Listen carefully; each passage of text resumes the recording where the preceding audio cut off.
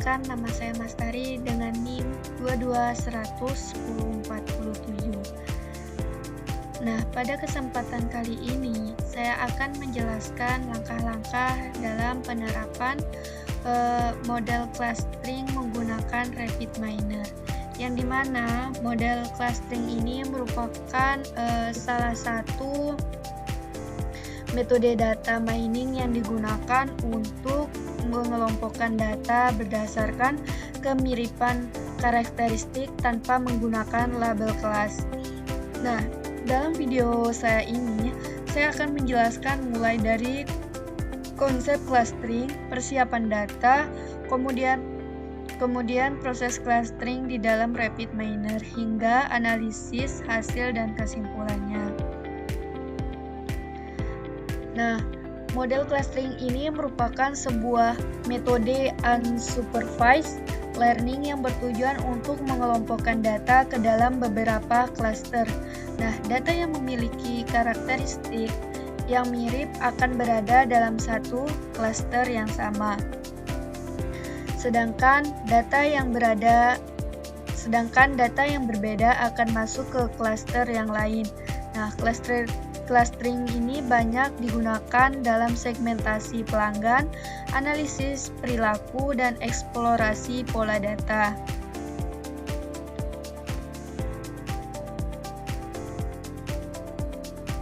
Nah, sebelum kita lanjut ke aplikasinya, saya akan sedikit menjelaskan tentang apa sih RapidMiner itu. Nah, RapidMiner itu merupakan salah satu tools data mining yang menyediakan antarmuka visual sehingga pengguna dapat melakukan analisis data tanpa menulis kode program. Nah, RapidMiner itu menyediakan berbagai operator untuk pre-processing data, clustering, klasifikasi, dan evaluasi model. Untuk yang selanjutnya itu kita akan buka aplikasinya terlebih dahulu. Itu kita buka RapidMiner.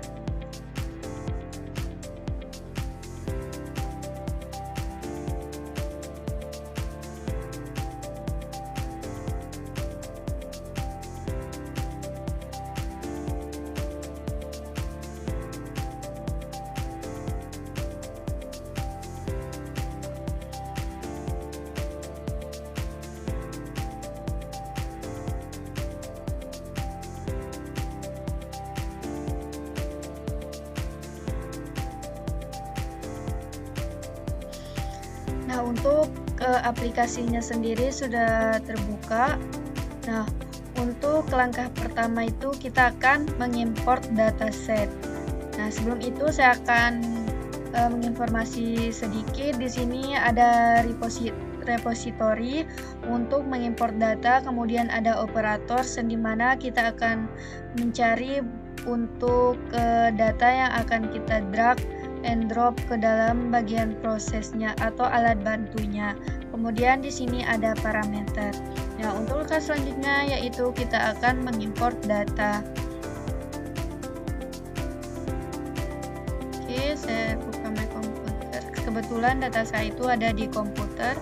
Untuk selanjutnya saya buka desktop tempat saya menyimpan file dataset saya, yaitu ada di bagian downloads.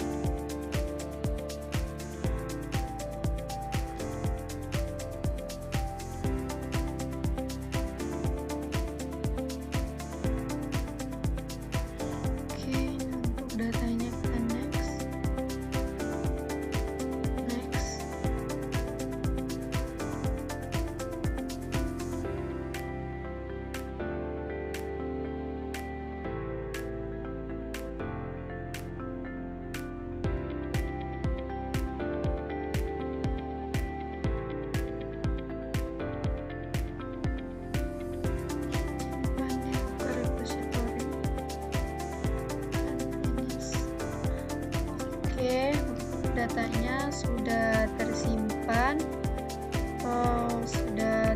di repository. Kemudian langkah selanjutnya itu kita ke desain, kita cari di repositorinya atau proses panelnya, itu cari retrieve ya. Oke, sudah.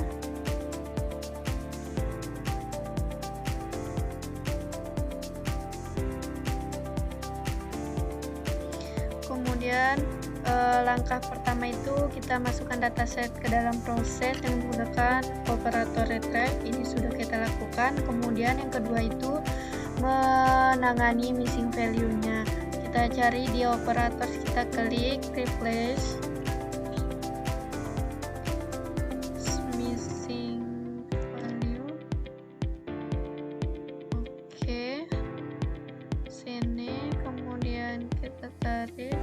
Oke, yang dimana untuk langkah ini bertujuan untuk menangani data kosong agar tidak mengganggu proses clusteringnya. Oke, kita coba ya, kita tarik ini ke sini. Oke, kita running. Oke, sudah. Kemudian langkah selanjutnya itu kita akan menghapus atribut yang tidak relevan, yang dimana kita di bagian operatornya itu kita cari select atribut. Oke, sudah.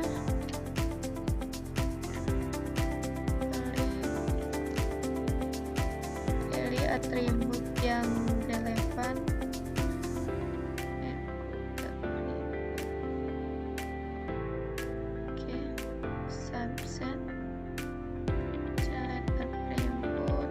Kita hindari atribut ID sama nama.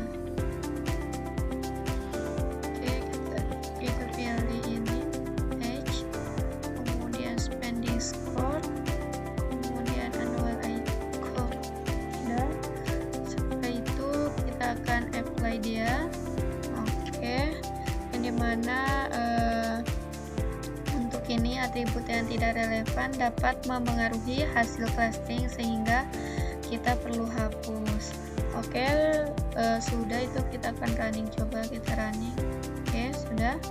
Untuk langkah selanjutnya yaitu kita cari normalize. Tarik ke sini. Oke, kita pilih min max. Normalisasi ini dilakukan agar setiap atribut memiliki skala yang seimbang sehingga tidak mendominasi perhitungan jarak. Nah, kita pilih metode min-max atau Z-transformation. Kita terapkan pada atribut numerik.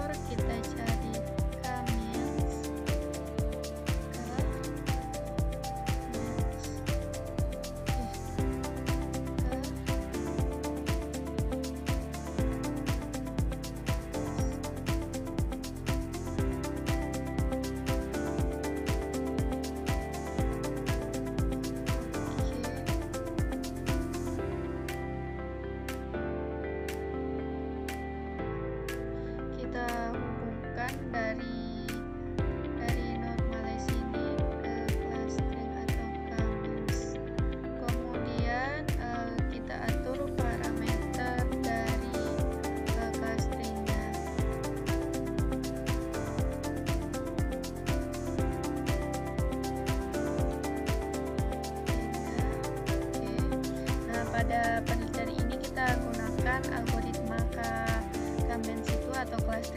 karena cocok untuk data numerik dan dataset yang berukuran besar.